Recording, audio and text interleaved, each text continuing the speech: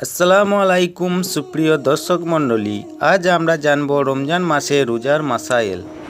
মাহে রমজান আল্লাহ তাআলা অধিক রহমত বরকত নাজিল করেন। এতে বান্দার কৃত গুনাহ ও পাপ জ্বলে পুড়ে ছাই হয়ে যায়।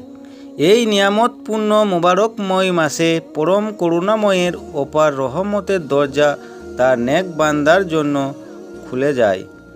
রাসূলুল্লাহ সাল্লাল্লাহু আলাইহি সাল্লাম বলেছেন, তোমাদের সামনে রমজান মাস উপস্থিত। এটা অতিশয় রহমত বরকতপূর্ণ মাস। এই মাসে রোজা আল্লাহ তোমাদের উপর ফরজ করেছেন।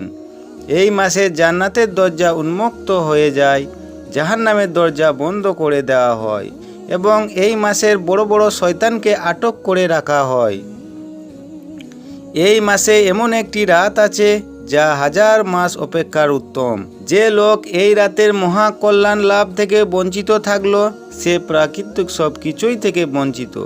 মহাবরকত মাহে রমজান বেশি বেশি নফল ইবাদত বন্দেগি, পবিত্র কোরআন তেলাওয়াত, দোয়া দরুদ পাঠ, তওবা ইস্তেগফার ও প্রার্থনা পেশের মাধ্যমে রহমত কামনা উত্তম।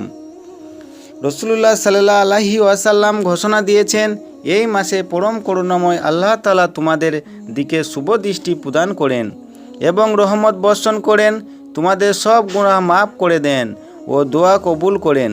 তোমাদের মধ্যে যদি কোনো প্রতিদ্বন্দ্বী অধিক সৎ কাজ করে শীর্ষস্থান অধিকার করতে পারে, আল্লাহ তার প্রতিদ্বন্দ্বিতা প্রত্যক্ষ করতে থাকেন এবং ফেরেশতাদের কাছে গর্ব করেন, তোমরা অনেক বেশি সৎ কাজ করে আল্লাহকে দেখিয়ে দাও। আল্লাহ দয়া অনুগ্রহ থেকে এই মাসের একমাত্র হতভাগ্যরাই বঞ্চিত থাকে। নবী করিম সাল্লাল্লাহু আলাইহি ওয়াসাল্লাম মাহে রমজানকে রহমত, বরকত ও কল্যাণের মাস বলে আখ্যায়িত করেছেন।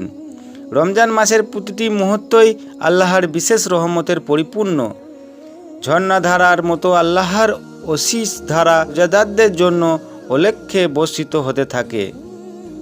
রমজান মাস এমন একটি মাস যার প্রথম 10 দিন রহমতের পরিপূর্ণ, দ্বিতীয় 10 দিন ক্ষমা ও মাগফিরাতের পরিপূর্ণ এবং শেষ 10 দিন জাহান্নামের শাস্তি থেকে নাজাত ও মুক্তির জন্য নির্ধারিত। মহানবী সাল্লাল্লাহু আলাইহি সাল্লাম বলেছেন, এটি এমন একটি মাস যার প্রথম ভাগ আল্লাহর রহমত, মধ্যভাগে গুনাহের মাগফিরাত এবং শেষ ভাগে দোজখের আগুন থেকে মুক্তিলাভ রয়েছে।